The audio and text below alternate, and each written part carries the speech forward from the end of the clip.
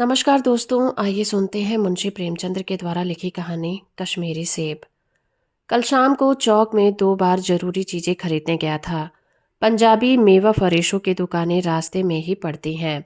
एक दुकान पर बहुत अच्छे रंगदार गुलाबी सेब सजे हुए नजर आए। जी ललचा उठा।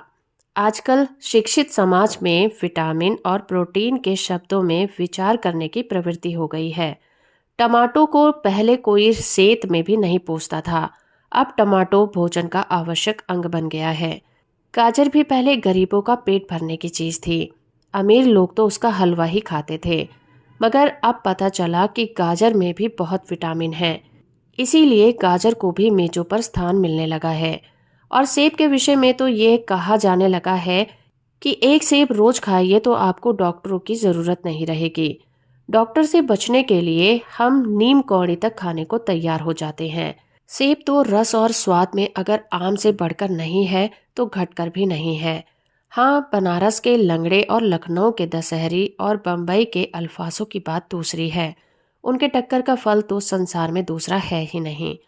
मगर मगर उनमें विटामिन और प्रोटीन है या नहीं, है तो काफी है या नहीं, इन विषयों पर अभी किसी पश्चिमी डॉक्टर की व्यवस्था देखने में नहीं आई है। सेब को ये व्यवस्था मिल चुकी है। अब यह केवल स्वाद की चीज नहीं है, इसमें गुण भी है। हमने दुकानदार से मोल भाव किया और 8 सेर सेब मांगे।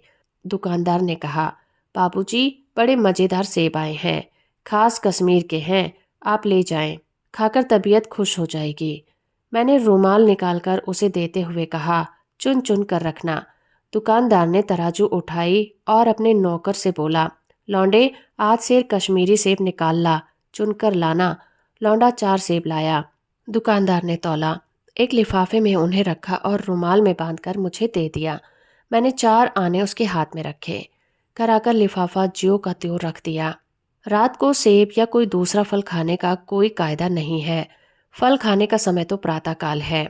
आज सुबह मुंह हाथ धोकर जो नाश्ता करने के लिए एक सेब निकाला तो सड़ा हुआ था। 1 रुपए के आकार का छिलका गल गया था। समझा रात को दुकानदार ने देखा न होगा। दूसरा निकाला, मगर ये आधा सड़ा हुआ था।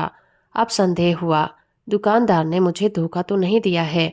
तीसरा सेब निकाला, यह सड़ा तो ना था, मगर एक तरफ दबकर बिल्कुल पिचक गया था। चौथा देखा, वह यूं तो बेदाग था, मगर उसमें एक काला सुराख था, जैसे अक्सर बेरों में होता है। काटा तो भीतर वैसे ही धब्बे, जैसे किड़हे बैर में होते हैं।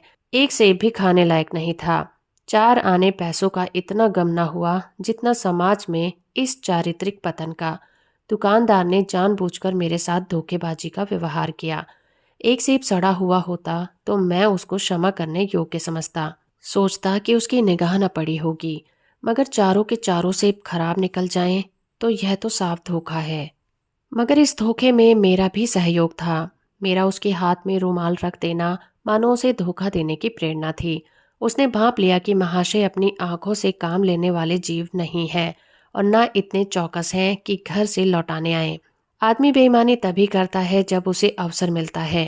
बेईमानी का अवसर देना, चाहे वो अपने ढीलेपन से हो या फिर सहज विश्वास से, बेईमानी में सहयोग देना है।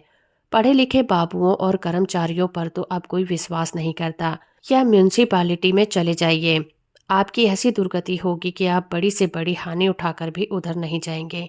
व्यापारियों की साख अभी तक बनी हुई थी। यूं तौल में चाहे छटाक आध छटाक कस लें, लेकिन आप चाहे 5 की जगह भूल से 10 के नोट दे आते थे तो आपको घबराने की कोई ज़रूरत नहीं थी। आपके रुपए सुरक्षित थे। मुझे याद है, एक बार मैंने मुहर्रम के मेले में एक खोचे वाले से 1 पैसे की रेवड़ियाँ ली थी और पैसे की जगह अठन्नी दे आया था। घर आकर जब अपनी भूल मालूम हुई तो खोचे वाले के पास दौड़ा गया। आशा नहीं थी कि वो अठन्नी लौटाएगा, लेकिन उसने प्रसन्नचित से अठन्नी लौटा दी और उल्टे मुझसे क्षमा मांगी। और यहाँ कश्मीरी सेब के नाम पर सड़े हुए सेब बेचे जाते हैं। मुझे आशा है पाठक बाजार में जाकर मेरी तरह आंखें न बंद कर लिया करेंगे, नहीं उन्हें भी कश्मीरी सेब ही मिलेंगे। तो दोस्तों, अभी आप सुन रहे थे मुंशी प्रेमचंद्र के द्वारा लिखी कहानी कश्मीरी सेब। उम्मीद करती हूँ मेरा ये प्रयास और ये कहानी आपको अच्छी लगी होगी। वीडियो को लाइक और चैनल को सब्सक्राइब करना बिल्कुल मत भूलिएगा।